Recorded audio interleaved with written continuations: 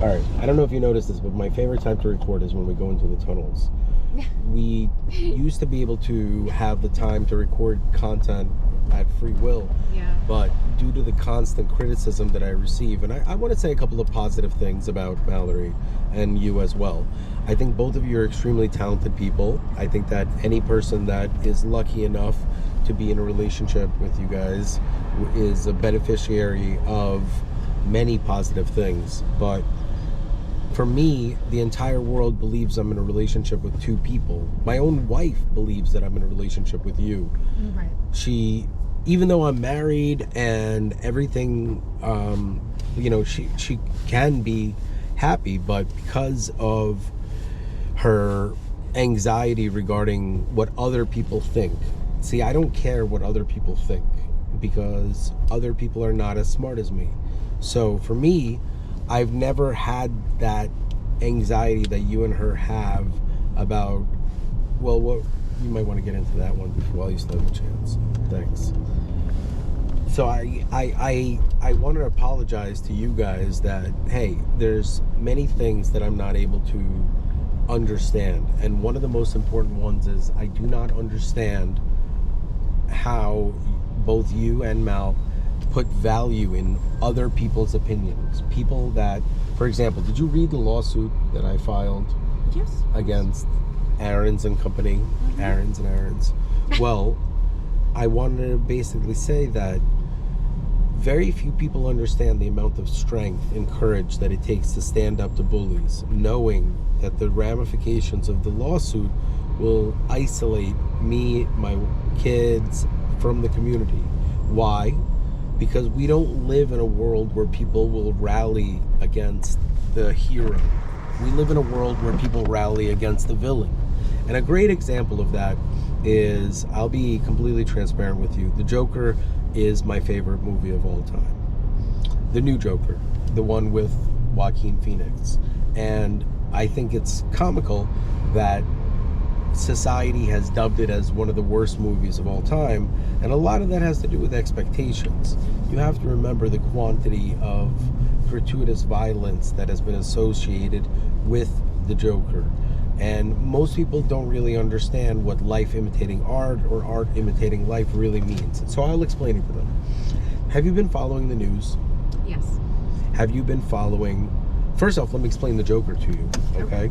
Did you watch the movie? I did. Okay, so a couple of things. The insane asylum that it is filmed is about 5 to 10 minutes from my house. It is the Essex County Mental Health Center, which me and my friends broke into the year that it was shut down, somewhere around 2000, and we saw literally the scariest thing in the entire world, which I will not talk about on YouTube. Why?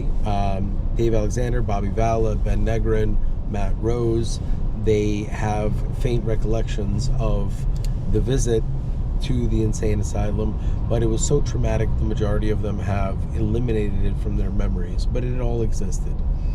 Now, the core of the plot is about a mentally ill human being who stands up and starts to rebel against the system that has bullied him and abused him his whole life by committing a string of really terrible murders of 6 human beings who the movie makes a very strong argument for. Are they innocent, or is he the innocent one? Do you understand that? No, say that again. The argument is that Arthur Fleck, Right. as the Joker, is triggered right. by smoking a cigarette. Right, Now, a lot of right. people don't really understand that once he has a I understand cigarette, he what you're feels like the Joker. That's all that it takes. And the audience is supposed to blur the line between good and bad by looking at the victims of his murders. And the victims consist of 3 really terrible bullies that beat him for no reason, which means that most likely these bullies will go on to a life of abuse of other victims. There's another human being, another clown, that is very abusive towards him. It's his mother is the 5th victim, who is responsible for a lifetime of abuse and lies. And lastly, he kills Murray, who is played by Robert De Niro, but essentially it's supposed to be a Johnny Carson or the voice of the people. And if you look at the actual plot, you will see that it doesn't make sense, because I can't give the ending away, but please let me explain to you who the Joker is. The Joker is not a human being. It is a state of mind. It is a leader designed for the anti-movement, the anti-government movement. It is a representation, which is why there's another inmate who takes on the role of the Joker at the end of the movie. The last scene is another inmate takes on the role of the Joker. Do you understand that concept without giving it away? Mm-hmm. Now let's talk about the real world. We live in a society where we are completely numb to the pain of other people. We watch and listen to stories about murders and rapes that happen either halfway across the country or in our own backyard, Yeah. and very few people actually care. They have conversations amongst each other and they say things. So watch this. Have you been following the story of the healthcare CEO that was murdered? Yes. Have you seen who the person is that they caught as the... First and foremost, ladies and gentlemen, we live in the United States of America, and I need to remind everyone that the person that was arrested has a constitutional right for a trial. Whether or not he's guilty or not will be determined by a jury of his peers, our peers. And the reason why I say this is because, did you notice anything interesting about the character that was arrested? His name is Louis Mangione. What do you mean? Like that just he was a young kid? Well, he's not just a young kid. He's a very handsome young kid, and he has a giant smile. Yeah. And you'll find that his murder was not only very well calculated, because remember, this human being didn't just have a ghost gun and multiple forms of IDs and a series of perfectly executed plans. This person actually knew the whereabouts of his target at the exact location where he's going to be. How is that humanly possible? How? How was he able to track and do all of this in the short amount of time that he was in New York City? He wasn't But like living in maybe New York he City. researched it ahead of time. Like How do maybe you he research knew. where someone's going to be? I don't know. Maybe he knew he'd be speaking at a conference. I know that like a lot of people post like upcoming things that their executives are attending on their websites and whatnot. All right. Like I don't think it's out of the ordinary to find like just a regular businessman. All right. So then let's back up. Let's take a look at this man's intelligence. Yeah, he was very smart. Very intelligent. Now, in my opinion, this man is designed to be the voice and the face of Antifa, as well as all human beings that are against the U.S. government. So if you wanted to find your Joker, here he is, Louis Mangione. Okay. Why do you say against the U.S. government? Because I think by like him. Because his agenda was it actually made corporate sense. America. No. Was- His agenda was not corporate America. It His was agenda healthcare. his agenda was healthcare and Right. government and But the isn't lack of healthcare independently owned corporations? yes and no. Remember, in order for the healthcare industry to thrive, they need to have approvals from the US government. It's the insurance of healthcare and the manufacturing of the drugs are the same industry. They're not independent.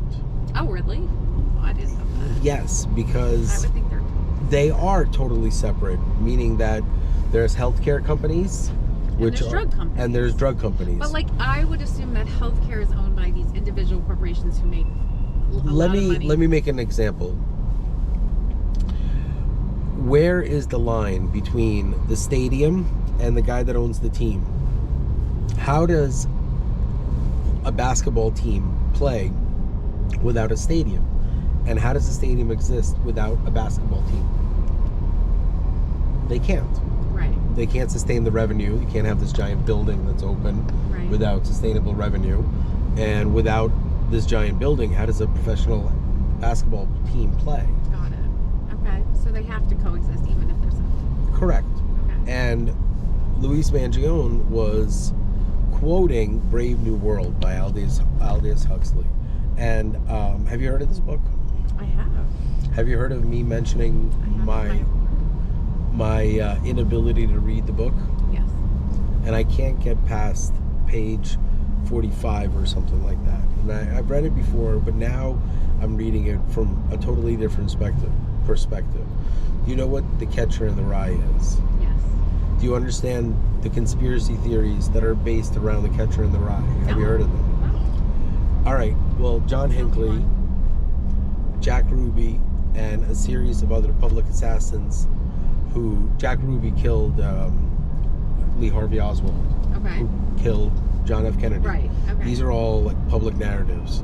When they were all caught, they were caught with a copy of The Catcher in the Rye on their possession. Oh, really? A lot of people believe that The Catcher in the Rye is a relic that is left over by the CIA's mark, and their trained assassins are triggered by words within. I do not believe this. Oh, within the book. So when Within they the read book. the book, certain Correct. things are triggered in their Correct. brain. Correct. Oh, Correct. fascinating. I had no idea. Yeah, this Never is heard this. well. That's you learn something new every day. Wow. Now let's take a break from that after I introduce the world to the Joker, because there's so much more that I want to say.